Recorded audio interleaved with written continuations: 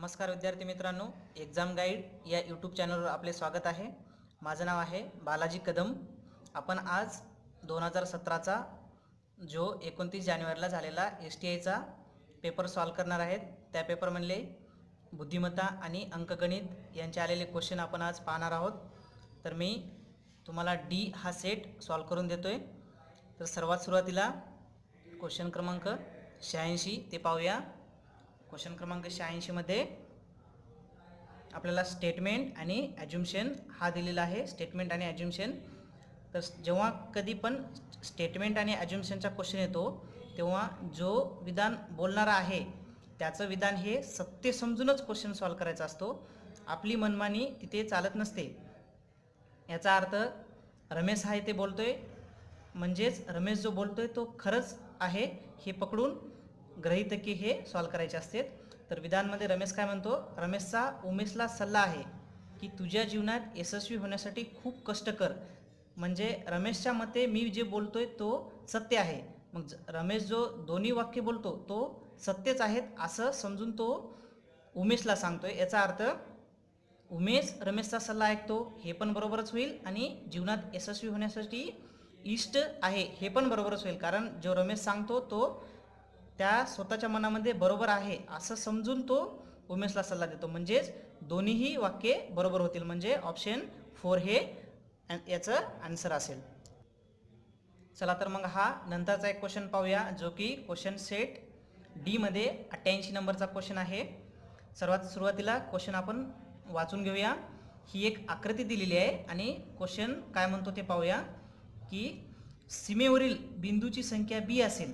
सीमेवरील म्हणजेच एका पीकच्या सिद्धांतानुसार ही आकृती म्हणजे एक पीक, बहुभुजांच्या सीमेवरील बिंदूची संख्या ही B असेल आणि बहुभुजांच्या सीमेच्या आतील बिंदूची संख्या ही I असेल, तर या फॉर्म्युल्यानुसार या आकृतीचं क्षेत्रफळ किती होईल ते सांगायचं आहे। तर आपला B काय म्हणतो, B हा सांगतो की सीमेवरील बिंदूची संख्या, सीमेवरील म्हणजे कुठली, हे बिंदू, हे 1, हे 2, हे 3, हे 4, 5, 6, 7, 8, 9, 10, 11, 12, 13, 14, 15, 16, हे 16 म्हणजे B हे आपला 16 आलेला आहे।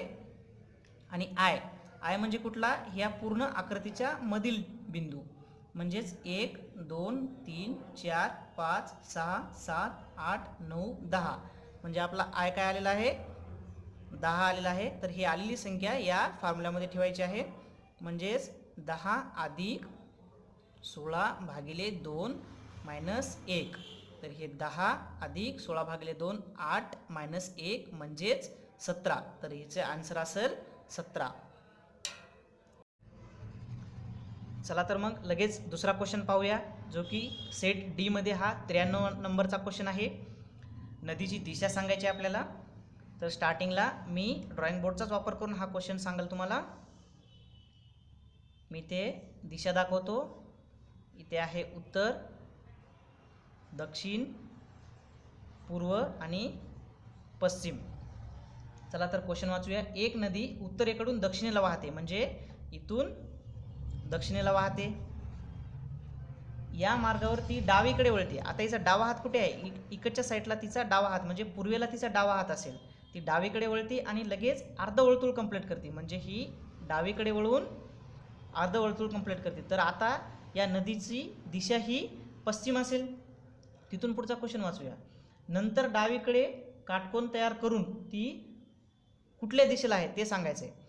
आता आपल्याला नंतर पुन्हा ती डावीकडे वळवायची, डावीकडे वळवली म्हणजे मी दक्षिणला आली ती। हा काटकोन तयार झाला जसा क्वेश्चनच्या म्हणण्यानुसार। आता तिची दिशा कोणती आहे ती सांगायची, तिची दिशा आहे दक्षिण।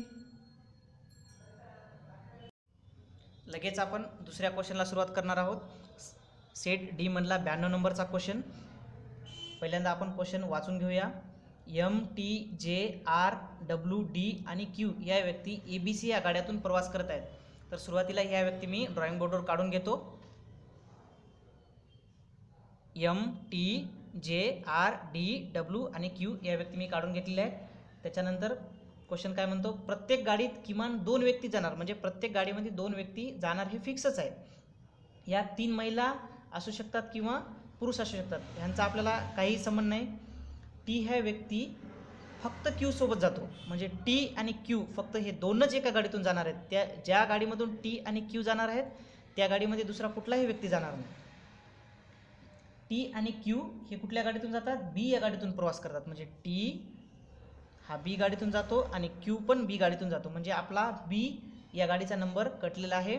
त्याच्यानंतर यम ही व्यक्ती ए या गाडीतून जाते. यम ही व्यक्ती ए या गाडीतून प्रवास करते. डी आणि डब्ल्यू या सी या गाडीतून प्रवास करत नाहीत. तर आता बघा, डी आणि डब्ल्यू सी या गाडीतून प्रवास करत नाहीत. याचा अर्थ बी तर कटलेला आहे, उरला कोण मग? ए. म्हणजे डब्ल्यू आणि डी हे दोन्हीही व्यक्ती ए या गाडीतून प्रवास करतात. आता राहिला जे आणि आर. जे ही व्यक्ती महिला नाही तर डब्ल्यू ही व्यक्ती महिला आहे, याचा आपल्याशी काही संबंध नाही. तर जे हे कुठल्या गाडीतून प्रवास करत आहे हे सांगायचं आहे. सर्वात सुरुवातीला क्वेश्चनमध्ये काय म्हटलेले की एका गाडीतून 2 व्यक्ती किमान जाणार. म्हणजे 1 2 3 हे ए गाडीतून 3 व्यक्ती गेलेले आहेत, एचा पण नंबर कटला. बी गाडीमध्ये पण 2 व्यक्ती गेलेले आहेत, त्याचा पण नंबर कटला. म्हणजे इथं उरलेले हे जे आणि आर हे दोन्ही पण सी या गाडीतून प्रवास करतात. तर आपला आन्सर सी असेल. लगेच आपण 95 नंबरचा क्वेश्चन पाहणार आहोत. सेट डी म्हणला 95 नंबरचा क्वेश्चन. तर आपल्याला ही आकृती दिलेली आहे आणि ह्या आकृतीला उकडल्याच्या नंतर याचे फोल्ड पूर्णपणे काढल्याच्या नंतर कुठली डायग्राम तयार होईल ते सांगायचं आहे. तर सर्वात सुरुवातीला ह्या आकृतीला या साईडला फोल्ड करा. म्हणजेच मी हे चौकोन अगोदर काढून घेईल. इथल्या साईडला ही क्वेश्चनमध्येच ही डायग्राम अशा प्रकारे दिलेली आहे. तर हिला मी असं पलटवलं वर तर ही लाईन मला असे दिसेल आणि इथली डायग्राम अशी दिसेल. पुन्हा मला हे पूर्णपणे इकडच्या साईडला पलटवायचं आहे. इकडच्या साईडला जर पलटवलं मी तर ही लाईन अशी होईल आणि ही लाईन अशी दिसेल आणि इकडची साईड पुन्हा इकडे आपल्याला अशी दिसायला लागेल. तर आता या प्रकारची डायग्राम क्वेश्चनमध्ये कुठली आहे ते पाहायचं आहे. ही छोटासा आयात हा सेंटर भागी आहे. तर सेंटर भागी असणारा फक्त एकच पर्याय आहे. इथे सेंटर भागी आयात असणारा हा एकच पर्याय उरलेला आहे आपल्याकडे. इथे हा कॉर्नरला जातोय, इथे पण एका साईडला जातोय आणि इथे एका सेंटर भागीच आहे, पण इथे आपल्याला चौकोन तयार होते आणि इथे त्रिकोण आहे. त्याच्यामुळे हा पर्याय आपल्याकडे चुकीचा आहे. त्याच्यामुळे फक्त 2 नंबरचा आन्सर हेच आपल्याला बरोबर आहे. नंतरचा क्वेश्चन, एका भक्ताजवळ काही रक्कम होती. तो ती रक्कम घेऊन 4 देवळांना भेटी देतो आणि प्रत्येक देवळामध्ये 100 रुपये तो दान करतो. प्रत्येक देवळामध्ये 100 रुपये दान करतो. पण तो प्रत्येक देवळामध्ये गेल्याच्यानंतर त्याच्या जवळची रक्कम ही दुप्पट होते आणि तो 4 मंदिरामध्ये दान करतो. तर सर्वात सुरुवातीला त्यांच्याकडे काहीच पैसे उरत नाही. तर ती रक्कम कुठली ही आपल्याला सांगायची. तर आपण हे 4 पर्याय आहेत, या 4 पर्यायानुसार चालूया. तर सर्वात सुरुवातीला मी पहिला पर्याय घेतो 93.75. माझ्याकडे हे 4 मंदिर आहेत, ठीक आहे. तर मी पहिल्यांदा 93.75 घेतली. तर सर्वात सुरुवातीला पहिल्या मंदिरामध्ये गेल्याच्या नंतर 93.75ची दुप्पट रक्कम होईल. म्हणजेच किती होईल? 187.5 होईल. आता 187.5 म्हणली ही 100 रुपये पहिल्या मंदिराला दान करायचे आहे. पहिल्या मंदिराला 100 रुपये दान केली, उरली किती मग? 87.5 उरली. आता ही एवढी रक्कम घेऊन मी दुसऱ्या मंदिरामध्ये गेलो. दुसऱ्या मंदिरामध्ये गेल्याच्यानंतर पुन्हा 87.5च्या दुप्पट रक्कम होईल. म्हणजेच किती होईल? 175 होईल दुसऱ्या मंदिरामध्ये. आता 175 पैकी पुन्हा 100 रुपये दुसऱ्या मंदिराला दान करायचे आहेत. मग उरले किती? 75 रुपये उरले. हे 75 रुपये घेऊन मी पुन्हा तिसऱ्या मंदिरामध्ये गेलो. पुन्हा माझ्याकडे 75चे दुप्पट झाले. 75चे दुप्पट झाल्याच्यानंतर 150 रुपये झाले. 150 पैकी पुन्हा 100 रुपये तिसऱ्या मंदिराला दान केले. म्हणजे उरले किती? 50 रुपये. पुन्हा हे 50 रुपये घेऊन उरले. म्हणजेच आपला ऑप्शन फर्स्ट हाच बरोबर येतो. आपल्याला तिन्ही ऑप्शन चेक करायची गरजच पडत नाही. आवडला असेल तर हा व्हिडिओ शेअर, लाईक आणि कमेंट करायला विसरू नका. आणि आमच्या चॅनलला जास्तीत जास्त सबस्क्राईब करा आणि दुसरा व्हिडिओ पाहायला विसरू नका. मला कमेंटमध्ये नक्की कळवा की तुम्हाला हा व्हिडिओ कशा प्रकारे वाटलेला आहे. Thank you very much.